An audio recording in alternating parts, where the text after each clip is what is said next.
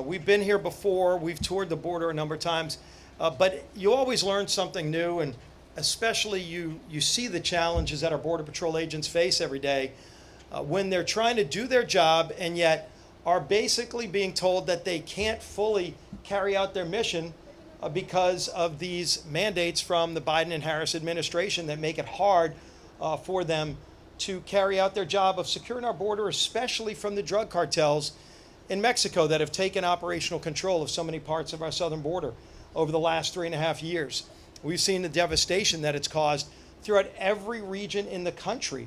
But of course, right here in South Texas, you're on the front lines of where this problem started, where it really got out of hand.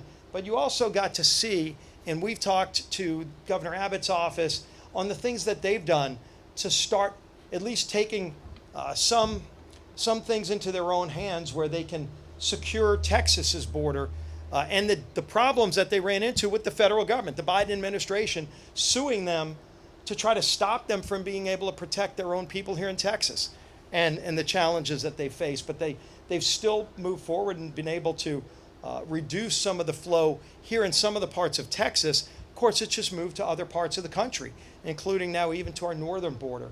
And so as we have continued to work on finding solutions, and frankly, you don't need to look far. Our Border Patrol agents have told us for years what the problems are and how we can fix this crisis. And in fact, we took those ideas and put them into the bill called H.R. 2 that we passed through the House last year.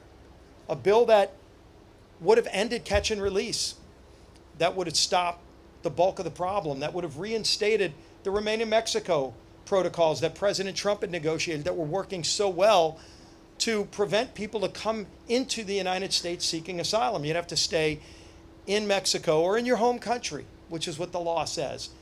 And yet Joe Biden eviscerated all that with executive actions when he became president. And Kamala Harris has been there every step of the way as his borders are, backing him up on opening America's border and ignoring the devastating consequences it's caused.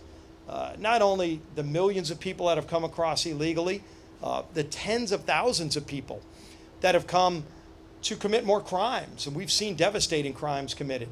The 150 young people a day all across America that die because of the fentanyl and other drug overdoses that are directly tied to the open southern border. They don't care about that.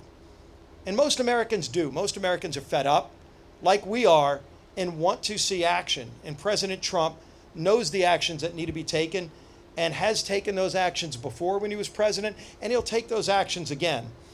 It's one of the many reasons why I'm very confident President Trump will be our next president in just 2 weeks.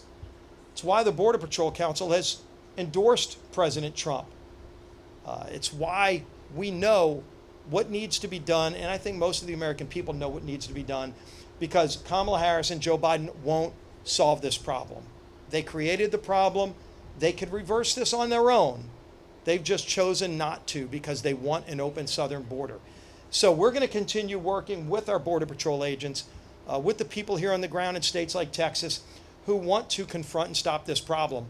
But in the meantime, as we're fighting the Biden and Harris administration, I think it's important that we continue to let people know and remind people of the good ideas and the different ways that you can solve this problem, like H.R. 2. If you listen to what President Trump's talked about, the first priority is to identify and deport the violent criminals. I mean, we have seen tens of thousands of people who have come across illegally who are violent criminals.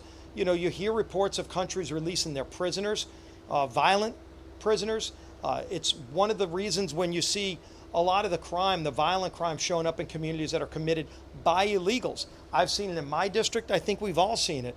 You're very familiar now with the Laken Riley murder, but the Laken Riley Act that we brought to Congress to address. Unfortunately, so many examples like Laken Riley where somebody came across our border illegally that had a violent past. Remember, they're not vetting most of these people criminally. We have people on the terrorist watch list who have popped up who've come across illegally, but they're not doing any real criminal vetting. And by the way, with some of these countries that they're coming from, you couldn't trust whatever information they told you. And so they're releasing violent people into our country. They're committing more violent crimes in some states. You see it in New York and other places where they let them out the next day. and then they go commit even more violent crimes. That was the case, by the way, with Laken Riley's murder and so many others. And so what you would want to do is, you're going to prioritize, the first priority to keep Americans safe is to identify and go and deport those violent criminals who came across our border illegally. And then you've got to get back to the rule of law. We have a legal immigration system, as Myra talked about and others have talked about, that's the envy of the world. We allow more people to come to America legally seeking the American dream than any other country. And it's what's made our country so great. But you undermine that whole process when you literally say, who cares about that system? Just come across illegally, 10 million minimum in the last 3.5 years. As the most generous nation in the world, we allow about 1 million people to come across our border legally. No country, by the way, is even close to us in terms of that many numbers of people that can come across legally. But when you in 3 years allow 10 million people, that's more than triple the population of my home state of Louisiana, more than triple that have just come into the United States illegally in one term under President Biden and Kamala Harris. And we don't even know where they are. We know the human trafficking that's going on. As Harriet talked about, there's a report that just came out, over 800,000 young people are missing. The Biden-Harris administration can't even tell you where 800,000 young people are that they let into this country illegally. The expectation is that they're being human trafficked and worse. And they're okay with that. That's disgraceful. Those are the things that need to be addressed. Arrest those violent criminals, arrest the people that are trafficking our young people, that are killing our young people, 150 a day, and then remove them from this country and make America more safe.